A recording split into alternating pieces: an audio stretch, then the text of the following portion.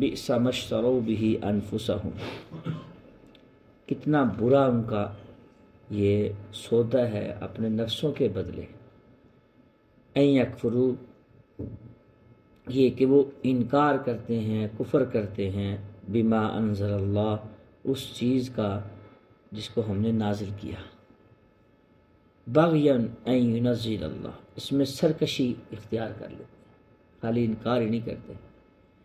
ان ینزل اللہ من فضلی، اور یہ کہ جو اللہ تعالیٰ نے، یعنی وہ ضد پہ اڑے ہوئے ہیں کہ جو اللہ تعالیٰ نے ہمارے اوپر نازل کیا ہے اپنے فضل سے. علی من یشاء من عبادی، اللہ تعالیٰ نازل کرتا ہے اپنے فضل سے جس بندے پر جو چاہتا ہے اپنے بندوں میں سے. من عبادی فباؤوا بغضب علی غضب، وہ مستحق ہوئے غصے پر غصے، یعنی بہت زیادہ غصے کے مستحق ہوئے. وَلِلْكَافِرِينَ عَذَابٌ مُّهِينٌ، اور کافرین کے لیے ذلت امیز اہانت والا دردناک عذاب ہے.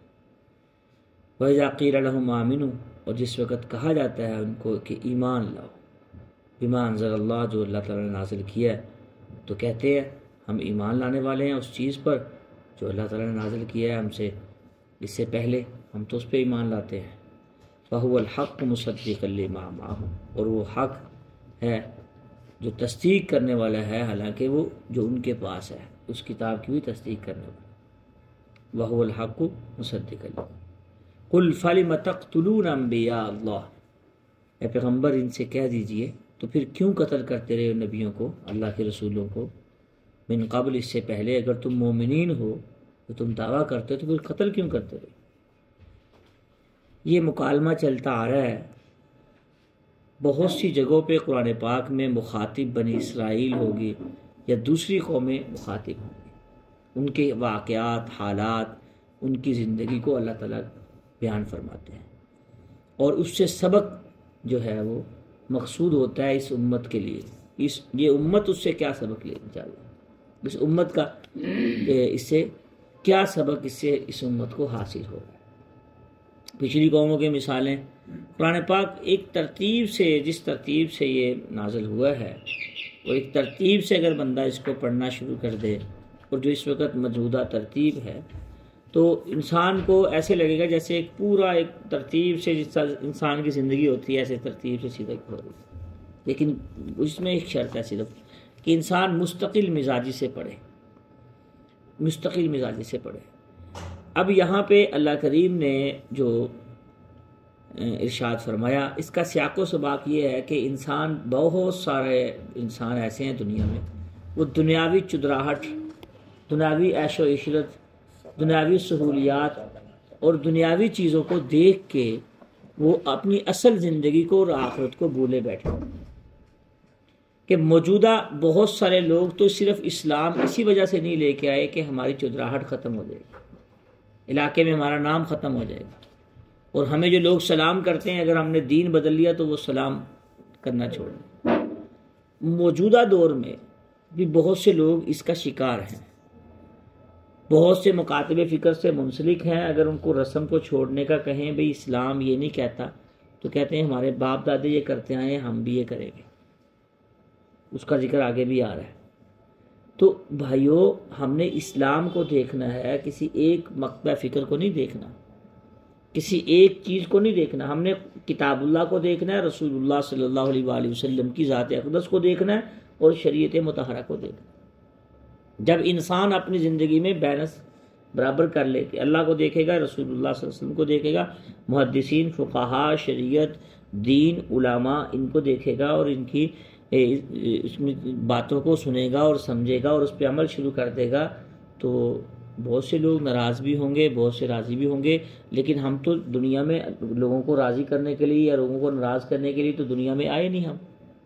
ہم تو جس کو راضی کرنے کے لیے آئے ہیں، اگر اس کے لیے کر رہے ہیں تو ہمیں ان کی پرواہ نہیں ہونی چاہیے. ہمیں تو اپنی چدرات کی پرواہ نہیں ہونی چاہیے، ہمیں تو عہدے کی اور اپنی سلام دعا کی پرواہ نہیں ہونی چاہیے. رسول اللہ صلی اللہ علیہ وسلم سے زیادہ سلام دعا کس کی تھی؟ کفار کے ساتھ.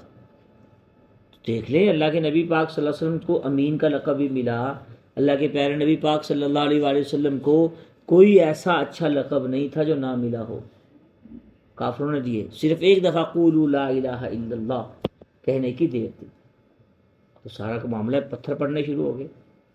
تو اب دیکھیں اللہ یہاں پہ اللہ پاک فرما رہے کتنا برا سودا کیا ہے انہوں نے، بئس ما اشتروا به انفسهم، کہ اپنی خواہشات کے بدلے اپنی خواہش پرستی کو سامنے رکھا، اللہ کو بھی چھوڑ دیا، رسول اللہ صلی اللہ علیہ وسلم کو بھی چھوڑ دیا، کتاب کو بھی چھوڑ دیا۔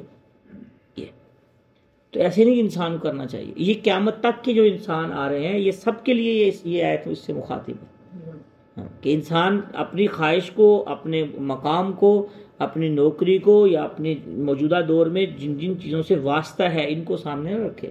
لوگ کوئی کسی پہ راضی نہیں ہوتا، نہ ہو سکتا ہے، اور نہ اس چکر میں پڑیں کہ ہم پہ کوئی راضی ہو جائے گا۔ ہاں جب اللہ تعالیٰ کے اس کی طرف آئیں گے تو آپ تھوڑا کام کر رہے ہیں، اللہ تعالیٰ پھر بھی راضی، اچھا لیکن شریعت کے مطابق ہو۔ ہاں کوئی بھی کام کرے شریعت کے مطابق ہو، بما انزل اللہ بغیا۔ لیکن انہوں نے کیا کیا؟ تو جو چیزیں اللہ تعالیٰ نے نازل کی، اس سے مراد قرآن کریم بھی ہے، اس سے مراد رسول اللہ صلی اللہ علیہ وسلم کی باتیں مبارک بھی ہیں، رسول اللہ صلی اللہ علیہ وسلم کی ذات اقدس بھی ہے، اللہ کے پیارے نبی کو مبعوث فرمایا اللہ تعالیٰ نے، اور پوری امت اس سے جو چیزیں بھی اللہ تعالیٰ کے پیارے نبی پاک صلی اللہ علیہ وسلم پہ نازل ہوئی، اس سے ساری وہ چیزیں مراد ہیں۔ تو بھائیو اپنی زندگی کو انسان تھوڑا سا دیکھے اس چیز میں کہ میں کتنا پابندی سے عمل کر رہا ہوں، کتنا نہیں کر رہا۔ وہ ان کو تکلیف کیا تھی، آگے اللہ تعالیٰ نے ان کی تکلیف کو ذکر کیا، ان ينزل اللہ من فضلہ علی من یشاء من عبادہ۔ وہ تکلیف ان کو یہ تھی کہ یہ اللہ کے نبی کیوں آ گئے ہیں، بنی اسماعیل میں سے کیوں آ گئے؟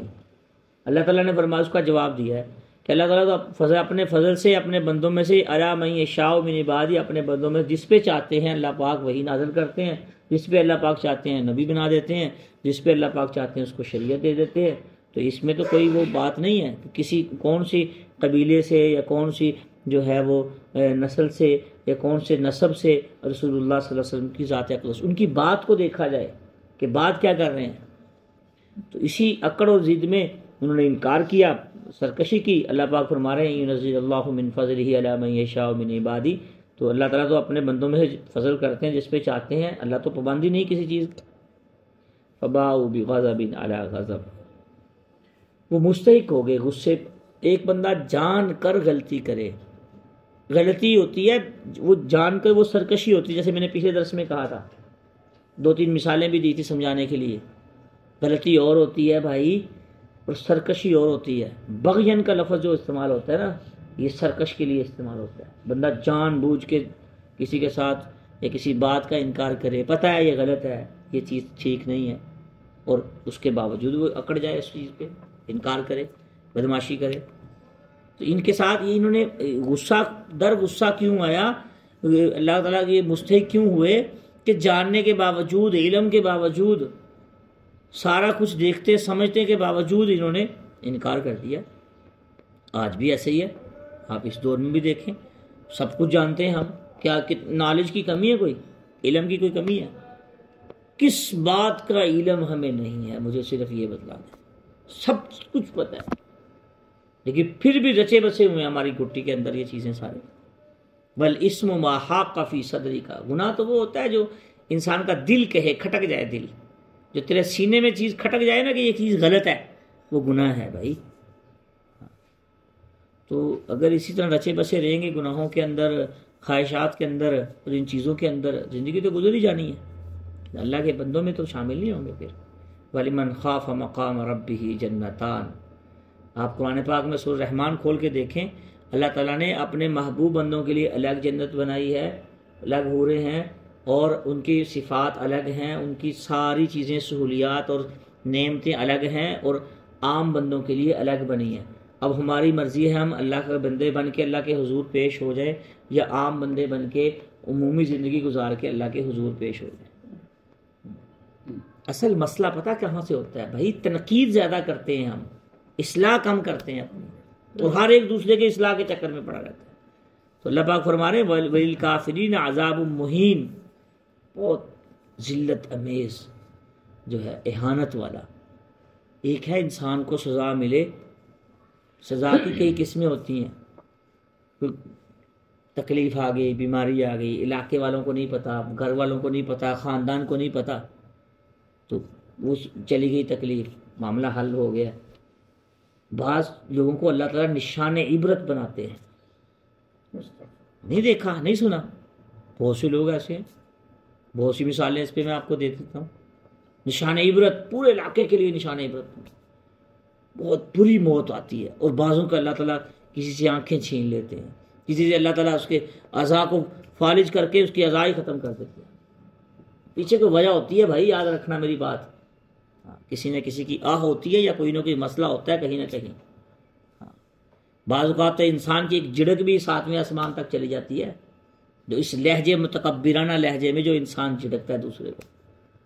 تو یہ سزا جو ہوتی ہے نا، اس کی کئی قسمیں ہیں، میں آپ کو صرف 2 قسمیں بتلاتا ہوں۔ ایک یہ اگر پتہ کیسے چلے گا یہ اللہ کی طرف سے پکڑ ہے یا یہ سزا ہے، پہلے یہ بات سمجھیں۔